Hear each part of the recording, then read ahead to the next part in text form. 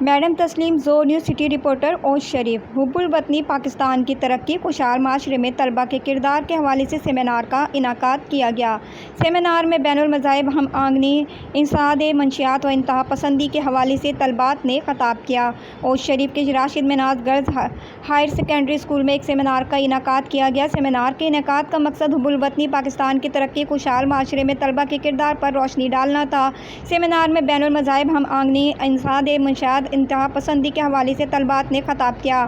راشد مناز girls higher secondary school کی ہنر طالبات فاطمہ، زینب، ختیجہ، اقصیٰ، ہادیہ نے اپنے اپنے خطاب میں کہا، جس طرح قیام پاکستان کے وقت طلباء نے اپنا کردار ادا کیا اور قائد پاکستان محمد علی جناح کا ساتھ دیا، جس سے پاکستان کا قیام ممکن ہوا، آج بھی اگر طلباء اپنا مثبت کردار ادا کریں تو پاکستان کی ترقی اور خوشحال معاشرے کے قیام میں اہم عقائد ثابت ہوگی۔ انہوں نے وطن عزیز کو ایک پڑھا لکھا، ترقی پسند ملک کی تعمیر میں اپنا بھرپور کردار ادا کرنے کا عزم کیا۔ سیمینار میں اسکول انتظامیہ، طلباء اور والدین نے شرکت کی۔